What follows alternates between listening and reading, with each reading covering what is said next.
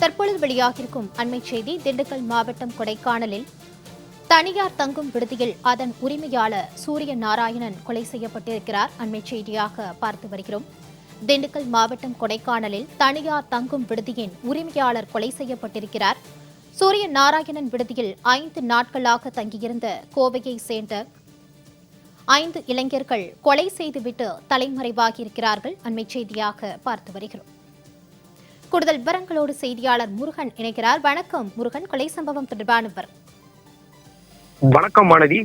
ஹைதராபாத்தை சேர்ந்த பிரபல தொழிலதிபர் சூரிய நாராயணன் இவர் திண்டுக்கல் மாவட்டம் கொடைக்கானல் குறிஞ்சி ஆண்டவர் கோவில் அருகே தங்கும் விடுதி வைத்துள்ளார். இவர் நடிகர் சூர்யா நடித்த மாயாவி படத்தில் மாற்றுத்திறனாக நடித்த பெண்ணின் தந்தை என்பது குறிப்பிடத்தக்கது. இந்த நிலையில் கோயம்புத்தூரை சேர்ந்த 5 இளைஞர்கள் சூரிய நாராயணனுக்கு சொந்தமான தங்கும் விடுதியில் கடந்த சில தினங்களாக வாடகைக்கு அறை எடுத்து தங்கியிருந்ததாக கூறப்படுகிறது.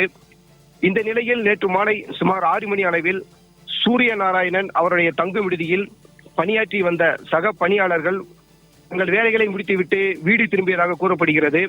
இந்த நிலையில் தங்கும் விடுதியில் சூரிய நாராயணன் மற்றும் 2 பணியாளர்கள் மற்றும் இருந்ததாக கூறப்படும் நிலையில் இதனை நோட்டமிட்ட 5 நபர்கள் தங்கும் விடுதியில் பணியாற்றிய 2 நபர்களையும் கயிறுகளில் தூண்களை வைத்து கட்டி சூரிய நாராயணனை கொலை செய்துவிட்டு அங்கிருந்து தப்பி சென்றதாக கூறப்படுகிறது. இதில் பணியாளர் ஒருவர் தன்னை கட்டி வைத்த கயிறில் இருந்து அவித்து தங்கும் விடுதியில் இருந்து வெளியேறி கூச்சலிட்டு அருகில் இருந்தவர்களின் மூலம் கொடைக்கானல் காவல்துறையினருக்கு தகவல் தெரிவித்தனர். அதன் பெயரில் சம்பவ இடத்திற்கு விரைந்து வந்த காவல்துறையினர் தனியார் விடுதி ஆய்வு செய்யும் பொழுது அங்கிருந்த சில முக்கிய ஆவணங்கள் மற்றும் சிசிடிவியில் கொலை செய்தவர்கள் செல்போன் ஆகியவற்றை குற்றவாளிகள் எடுத்து சென்றதாக தெரிய வருகிறது. மேலும் கொலையாளிகள் யார் என தெரியாத நிலையில் மாவட்ட கண்காணிப்பாளர் பிரதீப் மற்றும் கொடைக்கானல் காவல் ஆய்வாளர்கள் தலைமையில் சுமார் 50க்கும் மேற்பட்ட சிறப்பு காவல் படையினர் நியமிக்கப்பட்டு குற்றவாளிகளை தேடும் பணியில் தற்போது ஈடுபட்டு வருகின்றனர்.